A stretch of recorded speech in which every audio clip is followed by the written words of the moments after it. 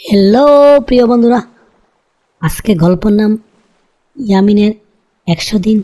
ইয়ামিনের বয়স মাত্র 6। সে ক্লাসে পড়ে। ছোট্ট শরীর, বড় বড় চোখ আর মাথার ভেতর হাজারটা প্রশ্ন। সে সবসময় ভাবে, আমি বড় হলে কী হব।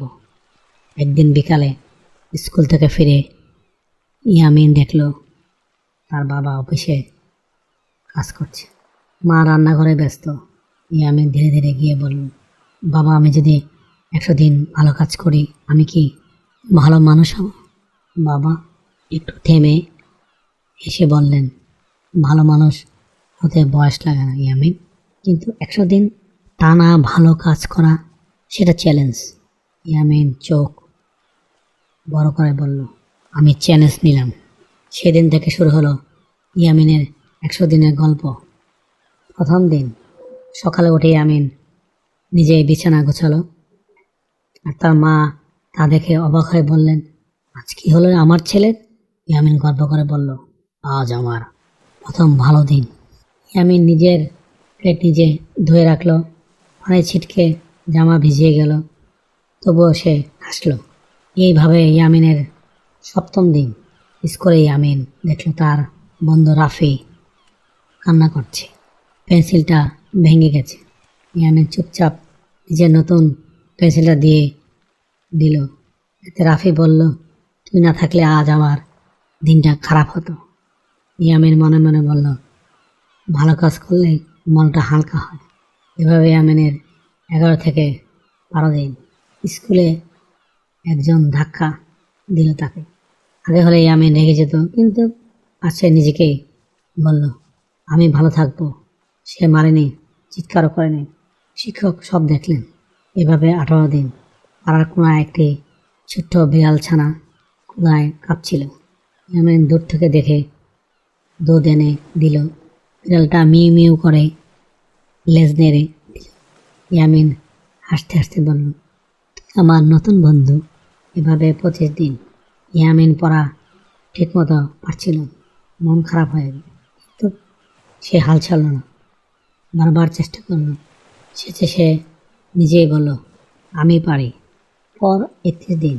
ইয়ামিন তার ছোট বোন মিনাকে পড়া শেখায়। মিনা ভুল করলে সে রাগ করে না। মিনা হেসে বলল, ভাইয়া, তুমি সবচেয়ে ভালো শিক্ষক। আজ 42তম দিন। স্কুলে সবাই মিলে গাছ লাগানোর দিন।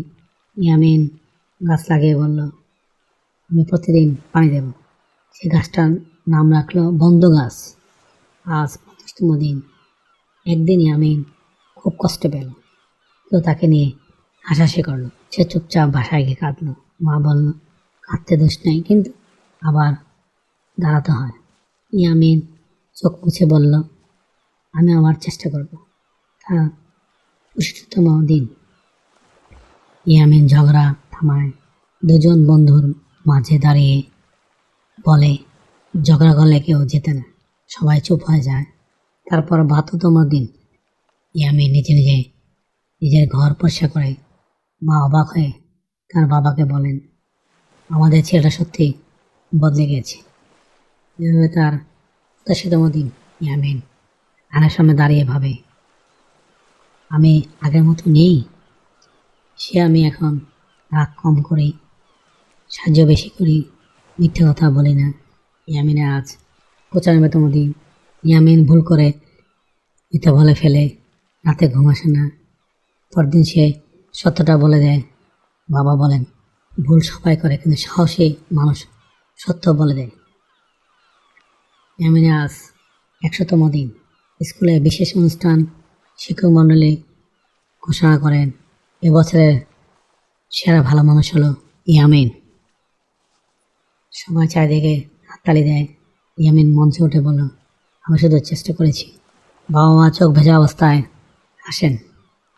বাড়ি ফিরে ইয়ামিন আয়নায় তাকে বলে, 100তম দিন শেষ, কিন্তু ভালো থাকা দিন শেষ না। বাবা বলেন, এটা তোমার জীবনের আসল জয়। এই গল্পতে আমরা এটি শিক্ষা নিলাম, ভালো মানুষ হতে বয়স লাগে না। প্রতিদিন একটু ভালো হলে বড় পরিবর্তন আসে।